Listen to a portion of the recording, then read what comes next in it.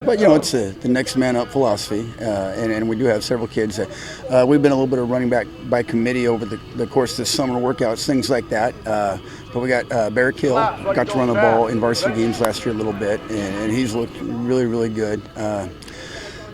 Drew Rodriguez, who everybody's pretty familiar with, and he's returning first-team All-League receiver, but he might see some time in the backfield as well.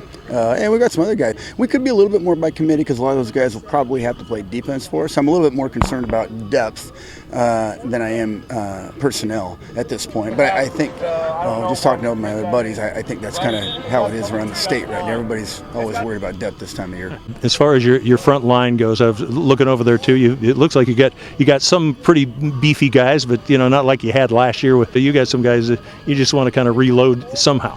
Oh, absolutely, and that's an interesting crew. Cole Steketee is back, and he started at center for us 2 years in a row and won a state heavyweight title last year. And there's a plethora of guys. So there's 5 or 6 guys that played a lot of JV last year, not a lot of Friday night experience. That I think are going to step in, and I think might surprise some people. We're not going to win games getting off the bus. We're going to look a little smaller than we have in the past, but we are a little faster, and those guys pound for pound are as strong as anybody. It'll be interesting. You just never know until you hit the field on a Friday night how you're going to stack up against other schools. But with the work we put in the summer, I actually feel pretty good about where we're at. Now, one thing I forgot to ask about was quarterback. I know you've got a couple of guys there that could fill the bill. Yeah, we do.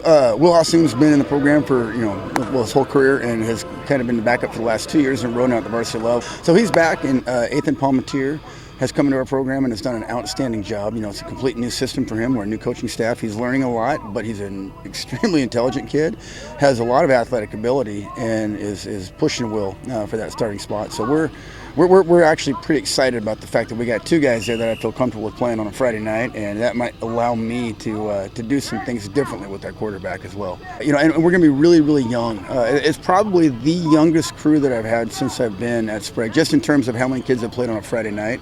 But it's just hard to gauge, from year to year. But I feel like as I'm watching things develop out here, I'm watching us get off the ball, and I'm watching the cerebral portion of the kids and knowing where they're going already. And so I actually feel really good about where we're at.